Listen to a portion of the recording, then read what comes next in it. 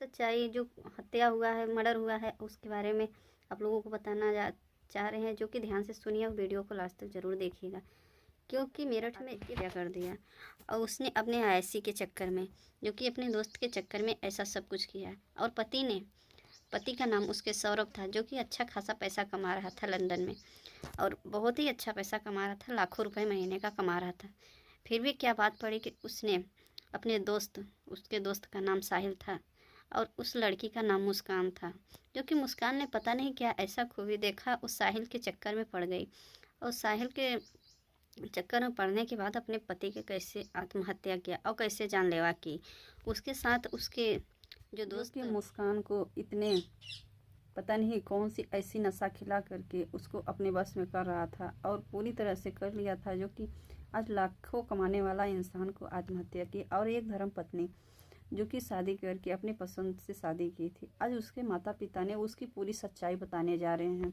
तो उन सच्चाई को, जो सच्चाई बताए हैं सामने, वो हम आप लोगों को इस वीडियो के माध्यम से बताना चाह रहे हैं, जो कि वीडियो को लास्ट तक देखिएगा।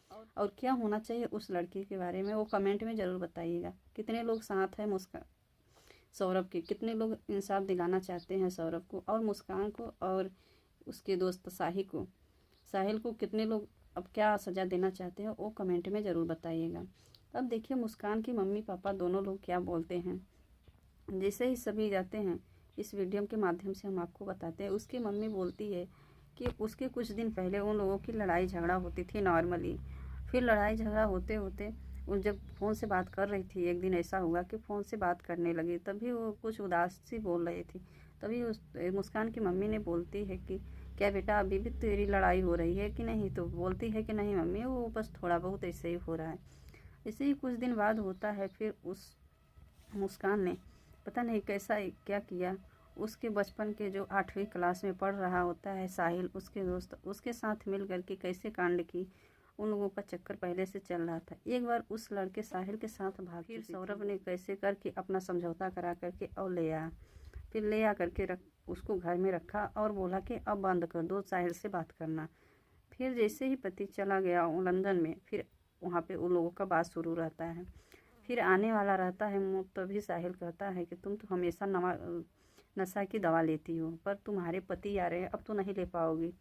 फिर क्या करती है मुस्कान, बोलती है कि उसको क्या करते हैं, हम अपने रास्ते से ही हटा देते हैं।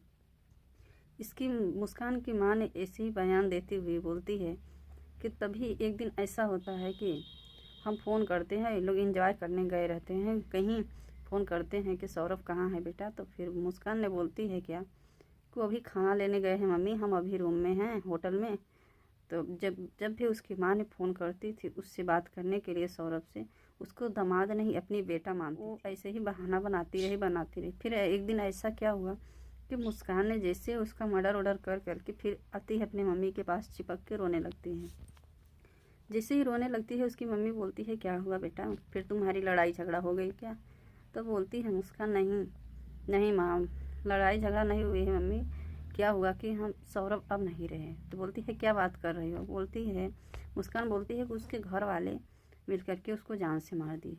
तभी इन लोगों को यकीन नहीं हो रहा था। फिर कहता नहीं कैसे क्या हुआ कि उसके पापा ने उससे बहुत ही दलील करते करते उससे गिलवा लिया। तभी वो बोलती है कि हाँ पापा, हमने अपने खुद से मर्डर किया है सौरभ का। फिर बोलते हैं क्यों किया? बोलती है मैं पहले चाकू से उसको नशे में दवा खिलाकर खाना में खिला दी और वो पूरी तरह से नशे में हो गए।